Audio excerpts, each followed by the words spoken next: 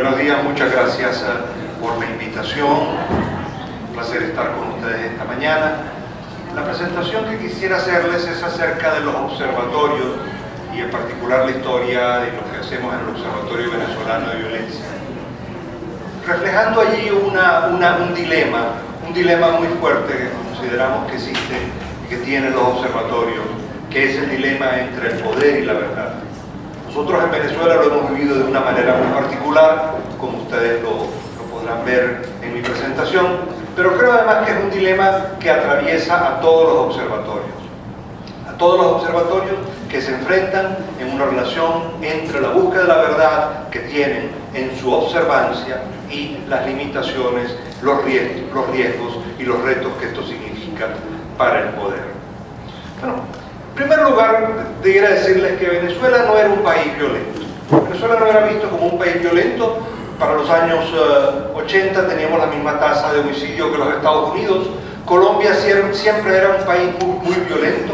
Y recuerdo un buen amigo, un historiador inglés, Malcolm Dees, que analizaba y escribió mucho sobre, intentando explicar por qué Colombia era un país violento y Venezuela no era un país violento durante mucho tiempo. Sin embargo, esa situación cambió. Bueno, esto pueden verlo. Durante años tuvimos una tasa de homicidios que estaba 6, 8, 10 homicidios por cada 100.000 habitantes. Y eso se puede ver de los años 50, que es cuando teníamos esa estadística. Entre 1989 y 1998 tuvimos un incremento importante en los homicidios y había un acceso directamente a la información. Hubo algunos eventos particulares que llevaron al incremento del homicidio. Una revuelta popular que se llamó el Caracazo en 1989 y luego vuelven a aumentar los homicidios con los dos intentos de golpe de Estado de 1992. Eso nos lleva a que en el año 1994 estemos ya sobre la tasa de 21 homicidios por cada 100.000 habitantes. Sin embargo, tuvimos un periodo de estabilidad de 5 años donde no solamente no aumentaron, sino disminuyeron los homicidios. Esa situación cambia de una manera muy radical a partir de 1999. A partir de 1999, hay un incremento importante en los homicidios. Inclusive, en el primer año de gobierno del presidente Chávez, casi se llega a los 6.000 homicidios. En el segundo año se duplica casi el número de homicidios para llegar a los 8.000, es decir, que hay un crecimiento sostenido de los homicidios a partir del año 1999. Eso se mantiene, ¿no? Ese crecimiento se mantiene y adquiere un pico en el año 2003, que llega a los 11.000 homicidios, y en el año siguiente, en el año 2004, se prohíbe la información, se censura la información en el país. A partir del año 2004 no hay estadística oficial pública en Venezuela sobre homicidios, sobre secuestros, sobre robos. Se prohíbe la difusión de la información, se retiran los datos de las páginas web, se cierra la oficina de prensa que tenía la policía científica, la policía de investigación, se censuran las encuestas de victimización realizadas por el propio gobierno, que se prohíbe difundirlo, y se censura a los medios de comunicación. Esto, simplemente los invito, si quieren, esta es la página del Instituto Nacional de Estadística, pueden hacerlo los que tengan computador ahora mismo, intenten buscar datos sobre homicidios y le dirán que no hay datos sobre homicidios. Si buscan datos sobre muertes violentas, no hay datos sobre muertes violentas, no aparecen, no existen. Si buscan datos sobre suicidios, sí encuentran. La gente se sigue suicidando, pero no la siguen matando. Se hacen estudios. En el año 2009-2010 se hace un estudio de una encuesta de victimización que hace el gobierno. Esa encuesta arroja una tasa de homicidios para el país de 75 por cada 100.000 habitantes, muy superior al que nosotros de las universidades nacionales teníamos. Esto que yo les estoy mostrando no lo podrán encontrar ustedes ni ver en ninguna página oficial del gobierno, porque no existe. Sin embargo, fue hecho por Vicepresidencia de la República y la pueden encontrar en los medios independientes. Eso fue censurado, el gobierno decía que no había incremento, que no había aumento en la violencia y en los homicidios.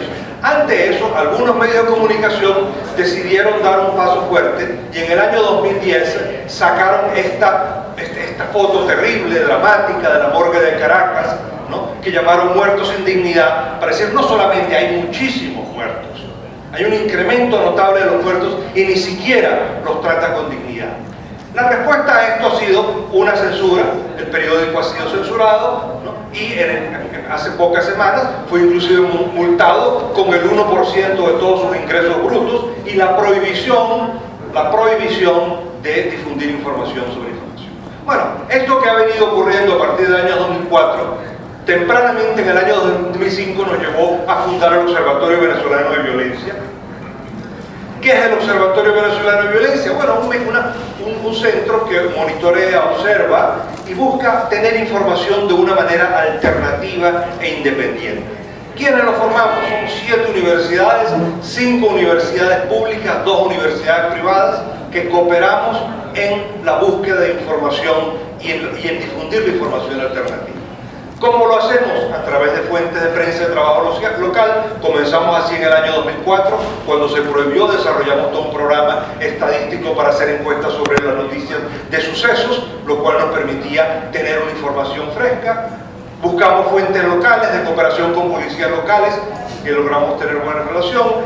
Hacemos encuestas de victimización propia con informaciones sobre temáticas distintas, democracia, la encuesta de este año que estamos cerrando sobre delito organizado, y al mismo tiempo hacemos victimización.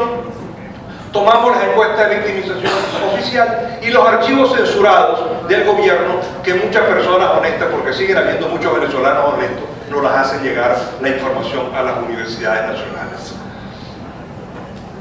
Bueno, ¿qué está buscando y qué ha buscado desde el año 2005 esta censura? Busca crear una historia oficial. La historia oficial en Venezuela tiene básicamente algunas ideas. El problema no existe, el problema es igual antes o era incluso peor antes, ¿no?, del gobierno del presidente Chávez que ahora. La violencia tiene su origen en la pobreza y la desigualdad. La violencia es peor en otros países como Colombia y México. A veces menciona Brasil, pero Brasil no mucho, porque Brasil lo consideran un país medio amigo o algo así, entonces no lo menciona el gobierno, pero digamos que la historia oficial busca esto. Bueno, el observatorio ha sido una respuesta a ese silencio forzado, ¿no?, y a esa historia oficial. ¿Qué hacemos? Bueno, nosotros pensamos que los observatorios tenemos 3 tipos de funciones, y eso es lo que hacemos en el observatorio. Por un lado, registra y difunde información. En segundo lugar, promueve espacios de encuentro y de cooperación. Y en tercer lugar, promueve cambios que fortalezcan las instituciones y pacifique la sociedad. De esa manera orientamos nosotros nuestro trabajo, que está dedicado a 4 derechos humanos fundamentales: el derecho a la vida, a la libertad, a la integridad física, al acceso a la justicia. Bueno, con esas tres ideas hemos trabajado. Promovemos información, ¿no?, y el acceso a la información oficial. La información oficial, como esa encuesta que nos sale, nosotros la sacamos. Los datos que nos salen, nosotros los ofrecemos al público. Revisamos la calidad de la información, logramos producir una información alternativa y analizamos la información y se la ofrecemos a los tomadores de decisiones. Nosotros publicamos libros. Los primeros libros que nos manda de la imprenta, lo primero que hacemos es mandárselo al ministro del Interior, ¿no?, a los jefes de las policías, ¿no?, los primeros ejemplares, y a la Asamblea Nacional, porque nos parece que son las autoridades que deben de conocerlo. Esos son 3 libros que hemos publicado. Al mismo tiempo buscamos espacios de cooperación, ¿no?, ofrecemos a las autoridades una visión. Buscamos la cooperación intersectorial e interdisciplinaria. De alguna manera pensamos que somos una interfase entre la academia y las autoridades y el gobierno. Y permitimos cooperación con la sociedad civil. En ese sentido, hemos desarrollado algunas campañas. Esto es una campaña por valoración de la vida que hemos ido desarrollando. Esto fue desarrollado junto con la Central Única de Autos Libres y por Puestos, que es el nombre del sindicato del transporte. Entonces, con el sindicato del transporte empezamos a desarrollar la actividad. Esto fue muy complicado, el gobierno prohibía la información, decía que si esto se colocaba como se quería de una manera grande en los autobuses, eso era propaganda y por lo tanto tenían que pagar un impuesto. Entonces, cada chofer de autobús del sindicato que quería poner una propaganda a favor de la vida, como usted la acaba de ver, tenían que pagar un impuesto y unos derechos adicionales por hacer esto. Hacía claramente una obstrucción, pero ellos decidieron que lo colocaban hacia la parte de adentro y se hizo un formato más pequeño, con lo cual podían eludir la medida de pago de impuestos que se estaban colocando. Se desarrolla con ellos una campaña especial por la cantidad de choferes que habían sido víctimas de los homicidios. Este es el trabajo, bueno, un trabajo de promoción. Y el laboratorio promueve cambios. De alguna manera hemos hecho que el tema esté en la calle, que el tema aparezca continuamente. ¿Y qué hemos logrado con todo esto? Bueno, básicamente logramos mostrar y de alguna manera desmontar la historia oficial.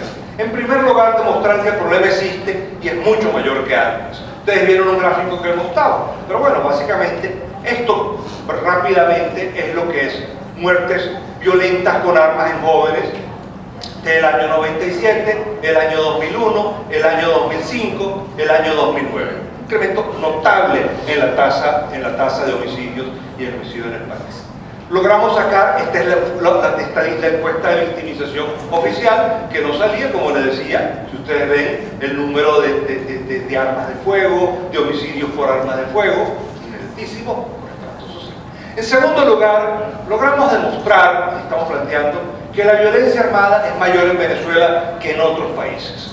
Bien particularmente esto ha sido una campaña de las autoridades del gobierno en la cual desde las universidades nacionales plantamos una visión distinta.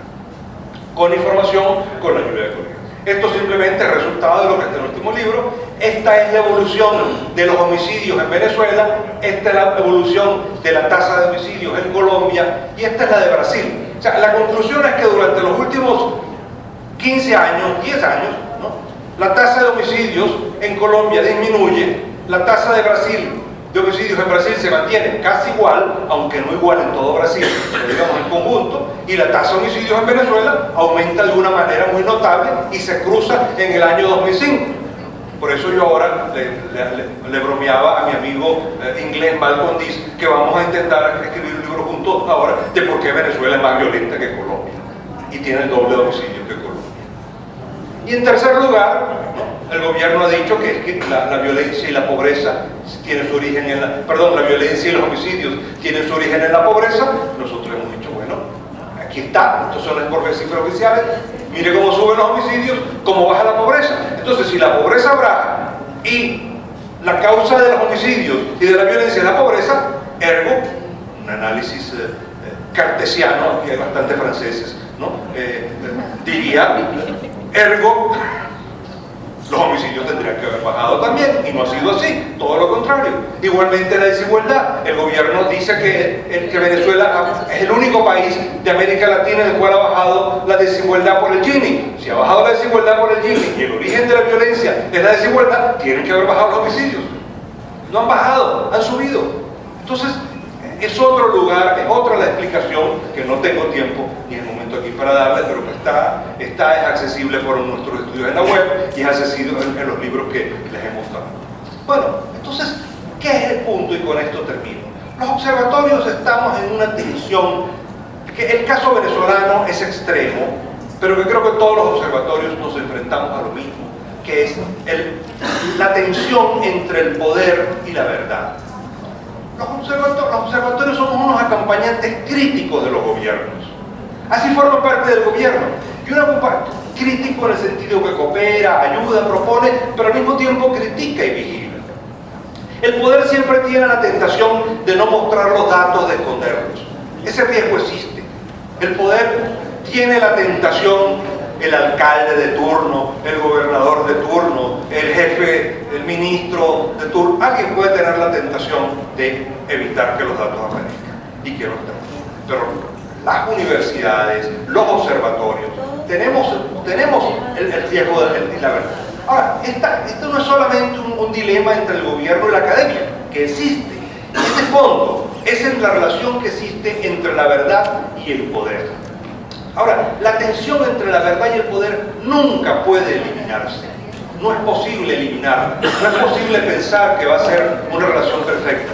La democracia necesita que esa tensión exista. Que exista una tensión entre, ¿no?, quienes están buscando la verdad y la plantean con evidencia, con seriedad, con buena voluntad, y el poder, ¿no?, el poder en su ejercicio. Entonces, la democracia es un riesgo, es el riesgo de la libertad, es el riesgo de la verdad.